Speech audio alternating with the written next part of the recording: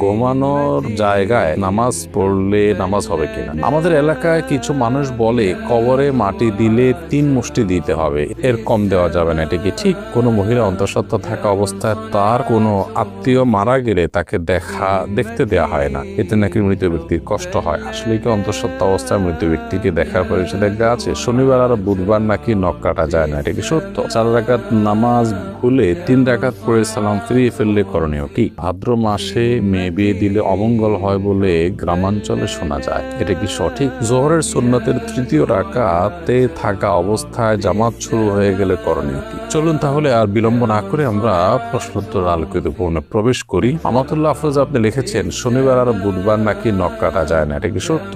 নখ কাটার নির্দিষ্ট কোনো দিনক্ষণ না যে এই সময় নখ কাটতে হবে বা এই সময় নখ কাটা যাবে না। সারা সপ্তাহের যে কোনো সময়, যে কোনো দিন, রাতে দিনে আপনি নখ কাটতে পারবেন। শুক্রবার নখ কাটাকে কেউ কেউ মুস্তাহাব বলেছেন, কোনো কোনো সালাফের আমল রয়েছে। এর বাইরে আসলে এটাকে সুন্নাহ বা ওই দিনই কাটতে হবে এমন কোনো বাধ্যবাধকতা নেই, আর নিষেধাজ্ঞা তো কোনো দিনের জন্যই নাই। প্রায় শনিবার বুধবারে নখ কাটা যাবে না মর্মে কথা যদি কেউ বলে থাকেন, সেটি নিছকই কুসংস্কার এবং দলিলবিহীন একটি কথা। জান্নাতুল ফেরদৌস লিখেছেন কোন মহিলা অন্তঃসত্ত্বা থাকা অবস্থায় তার কোনো আত্মীয় মারা গেলে তাকে দেখতে দেওয়া হয় না, এতে নাকি মৃত ব্যক্তির কষ্ট হয়। আসলে কি অন্তঃসত্ত্বা অবস্থায় মৃত ব্যক্তিকে দেখার পরে নিষেধাজ্ঞা আছে?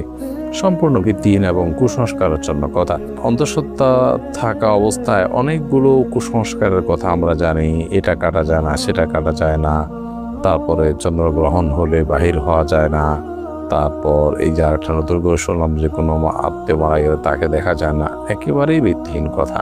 আপনি যাদেরকে জীবদ্দশা দেখতে পারতেন মৃত্যুর পর তাদেরকে দেখতে পারবেন। ধরুন আপনার শ্বশুর মারা গেছে, তো আপনি তাকে দেখতে পারবেন। যার সাথে আপনার দেখা দেওয়া যায় তাকে আপনি দেখতে পারবেন। অন্তঃসত্ত্বা হওয়া বা না হওয়ার কোনো সম্পর্কের সাথে বা এর কারণে কোনো পার্থক্য বিধানের ক্ষেত্রে হবে না। এমনি দেলোয়ার হোসেন লিখেছেন আমি গরু পালন করি, অনেক সময় গরুর প্রস্রাবের ছিটা কাপড়ে লাগে, এই কাপড় পরে নামাজ পড়া যাবে কি না? ভাই দেলোয়ার হোসেন, আপনি যে গরুর লালন পালন করেন, এই গরু লালন পালন করতে গিয়ে যদি ছিটা পড়ে, সেই ছিটা যদি শুয়ের আগার সমপরিমাণ হয়, এরকম ক্ষুদ্র ক্ষুদ্র ছিটা যদি পড়ে 2-4টা, কোনো অসুবিধা নেই, এতে অসুবিধা হবে না। কিন্তু যদি অনেক বেশি পেশাব লাগে, ছিটা নয় বরং ফোঁটা পড়ে, অনেক ফোঁটা পড়ে, তাহলে সেক্ষেত্রে সেই কাপড় আপনাকে পরিবর্তন করে বা কাপড়ের সেই জায়গাটা ধুয়ে যেখানে লেগেছে ধুয়ে আপনাকে নামাজ পড়তে হবে। SH মোহাম্মদ আল জাবের আপনি লিখেছেন ভাদ্র মাসে মেয়ে বিয়ে দিলে অমঙ্গল হয় বলে গ্রামাঞ্চলে শোনা যায়, এটা কি সঠিক? না, এরকম কোনো কথা নেই। বিয়ের ব্যাপারে এমন কোনো সময় বা এমন কোনো কাল নেই যে সময় কালে বিবাহ হলে কোনো প্রকার ক্ষতি হতে পারে বা উপকার হতে পারে। বিবাহ সব সময় করা যায় এমন একটি বিষয়, শুধুমাত্র হজের এহরামরত অবস্থায় বিবাহ বন্ধনে আবদ্ধ হওয়া নিয়ে ওলামা ইকরামের ভিন্ন মত আছে। একদল ওলামা ইকরাম জায়েজ বলেন, অন্য দল ওলামা ইকরাম না জায়েজ বলেন। তবে এর বাইরে অন্য বছরের অন্য কোনো সময়, রমজানের বাইরে, কাটা চাঁদ বলে আপনার জিলহজ মাসে, কোরবানিদের মাসে, সে মাসে, কিংবা এই ভাদ্র মাসের কথা আমি নতুন জানলাম, তো এরকম কোনো মাসে বিয়ে করলে কোনো অমঙ্গল হয়, মঙ্গল হয় এরকম মনে করলে সেটি কুসংস্কার এবং বেদাত হবে। এ ধরনের কুসংস্কারের জন্য বিশ্বাসী হওয়া যাবে না। আমাদের এলাকায় কিছু মানুষ বলে কবরে মাটি দিলে 3 মুষ্টি দিতে হবে, এর কম দেওয়া যাবে না, এটা কি ঠিক? না, এরকম কোনো বাধ্যবাধকতা নেই যে কবরে মাটি 3 মুষ্টির কম দেওয়া যাবে না, দিলে কোনো হবে এমন কোনো কথা নেই। কবরে মাটি আপনি 3 মুষ্টি, 5 মুষ্টি, 7 মুষ্টি, 6 মুষ্টি যা খুশি দিতে পারেন, এমনকি মুষ্টিতে দিতেই হবে এমন কোনো বাধ্যবাধকতাও নেই।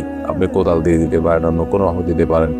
মৃত ব্যক্তিকে দাফন করা ফরজে কিফায়া, সমাজের কিছু মানুষ যদি সেটি করেন সবার তরফ থেকে সেটি আদায় হয়ে যায়। অতএব মৃত ব্যক্তিকে দাফন করার এই কাজে আপনি শরীক হলেন, একটু মাটি দিলেন, এটা সবের কাজ আপনি করেন, বাট আপনার এটা মাথায় রাখা দরকার যে 3 মুষ্টি দিতে হবে এরকম কোনো বাধ্যবাধকতার কথা কোরআন বা সুন্নাহর কোথাও বলা হয়নি। এমডি মুখলেসুর রহমান আপনি লিখেছেন 4 রাকাত নামাজ ভুলে 3 রাকাত পড়ে সালাম ফিরিয়ে ফেললে করণীয় কি? 4 রাকাত নামাজ যদি 3 রাকাত পড়ে সালাম ফিরিয়ে ফেলেন এবং সালাম ফেরানোর সাথে সাথে মনে পড়ে, তাহলে ওই অবস্থা আপনি দাঁড়িয়ে যাবেন, আর 1 রাকাত যুক্ত করে তারপর শেষে সিজদায়ে সাহু দিবেন। ইনশাআল্লাহ তাতে আপনার সালাত আদায় হয়ে যাবে। যদি সালাম ফেরানোর পর কথাবার্তা বলেছেন, উঠা বসা করেছেন বা সালাত ভঙ্গকারী কোনো কিছু হয়েছে, হাঁটাচলা করেছেন, এরপরে আপনার মনে পড়েছে, তাহলে ওই সালাত পুনরায় আপনাকে আদায় করতে হবে। অর্থাৎ হাঁটাচলা করেছেন, ওঠা বসা করেছেন, কথাবার্তা বলেছেন, এরপর আবার 1 রাকাত প্লাস করে সেজদা সাউ দিলে কিন্তু আর হবে না। 4 রাকাত সালাতকে 3 রাকাত আদায় করেছেন, করে সালাম ফেরানোর সাথে সাথে মনে পড়লো বা সালাম ফিরিয়েছেন, কোনো সালাত ভঙ্গকারী আর কোনো কাজ করেননি, মনে পড়েছে, তাহলে তৎক্ষণাৎ তার সাথে আরো 1টি রাকাত যুক্ত করে সেজদা সাউ দিবেন, সালাত হয়ে যাবে ইনশাআল্লাহ তাআলা। আফরিন জাহান লিখেছেন, আমার বাসায় প্রচুর পিঁপড়া, বিশেষ করে রান্নাঘরে কাজের সময় পিঁপড়া কামড়ায় বলে অনেক পিঁপড়া মেরে ফেলি, এতে কোনো গুনাহ হবে কিনা? পিঁপড়া যদি আপনি মারেন এতে গুনাহ হবে না, কিন্তু আগুন দিয়ে পুড়িয়ে পিঁপড়া মারবেন না, এ ব্যাপারে নবী সাল্লাল্লাহু আলাইহি ওয়াসাল্লামের নিষেধাজ্ঞা রয়েছে। এর বাইরে আপনার পিঁপড়ার উপদ্রব থেকে বাঁচার জন্য আপনি সেটা মেরে ফেলতে পারেন। যে কোনো প্রাণী আমাদের যদি উপদ্রবের কারণ হয় তাহলে সেটা থেকে আত্মরক্ষার জন্য আমরা সেটি মারতে পারি, কিন্তু নির্মমভাবে বা অপ্রয়োজনে কষ্ট দিয়ে তাকে তিলে তিলে শেষ করা বলতে যেটা বোঝানো হয় সেটা করা যায় হবে না। হাসানুল সি আমাদের লিখেছেন, শুনেছি কেউ নেশাগ্রস্ত হলে 40 দিন ইবাদত কবুল হয় না। এখন প্রশ্ন হলো, কেউ নেশা করার পর 40 দিন না হওয়ার আগেই যদি তার ভুল বুঝতে পারে এবং তওবা করে ফিরে আসতে চায়, তবে কি সে ইবাদত করতে পারবে? প্রথম কথা হলো, ইবাদত তো করতেই হবে তাকে। পারবে মানে কি? ইবাদত করতে শুধু পারবে না, ইবাদত করাটা তার জন্য আবশ্যক। 40 দিন ইবাদত কবুল হবে না এই ভেবে তিনি যদি 40 দিন নামাজ পড়া বাদ দিয়ে রাখেন, তাহলে তো ডাবল গুনাহ হবে তার। কবুল না হওয়ার 2টা অর্থ আছে। একটা অর্থ হলো যে বিশুদ্ধই হবে না, আরেকটা হলো যে ইবাদত করেছেন সেটা কাগজে কলমে বিশুদ্ধ হয়েছে, বাট আল্লাহ তাআলার কাছে সেটা অ্যাকসেপ্টেবল হবে না। তো এখানে নেশাগ্রস্ত হলে 40 দিন ইবাদত কবুল হবে না, মানে দ্বিতীয়টা উদ্দেশ্য। অর্থাৎ আপনি সঠিকভাবে যথাযথভাবে করে থাকলে আপনার নামাজ হয়ে গেছে, বাট আল্লাহর কাছে সেটা কাউন্টেবল হবে না, অ্যাকসেপ্টেবল হবে না। এখন প্রশ্ন উঠতে পারে, আল্লাহর কাছে অ্যাকসেপ্টেবল না হলে করে লাভ কি? উত্তর হবে যে আপনি করে দায়মুক্ত হলেন, অন্তত আপনাকে আল্লাহ নির্দেশ করেছেন, নির্দেশ পালন করেছেন, সে কাজটা অন্তত হয়েছে। আল্লাহ কবুল কি করলেন না সেটা তো আরেকটা বিষয়। তো এই জন্য এরকম পরিস্থিতিতে নামাজ বা অন্যান্য ইবাদতগুলো আমাদের ঠিক অব্যাহত রাখতে হবে। জোহরের সুন্নাতের 3য় রাকাতে থাকা অবস্থায় জামাত শুরু হয়ে গেলে করণীয় কি? জোহরের সুন্নাতের 3য় রাকাতে আপনি আছেন, এমন অবস্থায় জামাত শুরু হয়ে গেলে আপনি আরেক রাকাতের সাথে প্লাস করবেন এবং তাড়াতাড়ি সেটা শেষ করে জামাতে শামিল হয়ে যাবেন। এক্ষেত্রে নামাজ ভেঙে ফেলবেন না। এটাই হলো ফুকায়ে আহনাফের মত এবং এটা অধিকতর শক্তিশালী। আল্লাহ সুবহানাহু ওয়া তাআলা বলেছেন কোরআনে কারীমে, লা তুবতিলু আমালাকুম, তোমরা তোমাদের আমলকে বাতিল করে দিও না, নষ্ট করে দিও না। যদিও হাম্বলি মাযহাবের উলামায়ে কেরাম অনেকেই বলেন যে এরকম পরিস্থিতিতে আপনি নামাজ ছেড়ে দিয়ে জামাতে শামিল হবেন, কারণ নবী করিম সাল্লাল্লাহু আলাইহি ওয়াসাল্লাম বলেছেন, ইযা উকিমাতিস সালাতু ফালা সালাতা ইল্লাল মাকতুবা, যখন ফরজ নামাজের ইকামত হয়, একামত হলে তখন ফরজ নামাজ ছাড়ার কোন নামাজ পড়া জায়েজ নয়, যার কারণে আপনি সেটা ছেড়ে দিবেন, এরকম মত তারা দিয়ে থাকেন।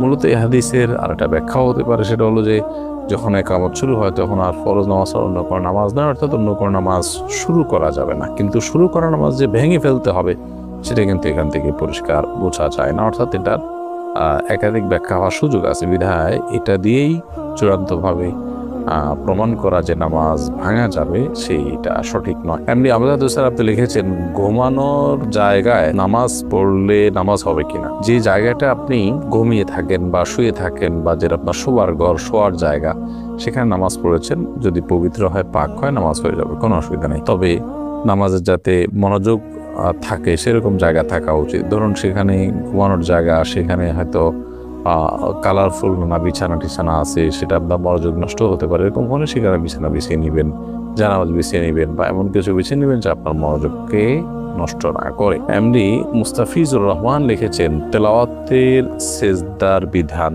কি? যদি সেজদা না করা হয় তাহলে কি গুনাহ হবে? ভাই মুস্তাফিজুর রহমান, তেলাওয়াতের সেজদা দেওয়া ওয়াজিব। আপনি কোরআনে কারীমের সেজদার যে আয়াতগুলোতে সেজদা বিষয়ক নির্দেশনা রয়েছে এবং তার পাশে সেজদা লেখা আছে, এগুলো তেলাওয়াত করলে আপনাকে সেজদা দিতে হবে।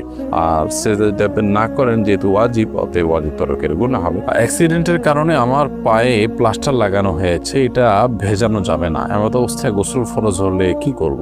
অ্যাক্সিডেন্টের কারণে আপনার পায়ে যে প্লাস্টার লাগানো হয়েছে পায়ে বা হাতে, সেই প্লাস্টার যদি ভেজানো না যায় পানিতে, তাহলে ওখানে প্লাস্টিক দিয়ে বিভিন্নভাবে পেঁচিয়ে তারপর আপনি গোসল করবেন।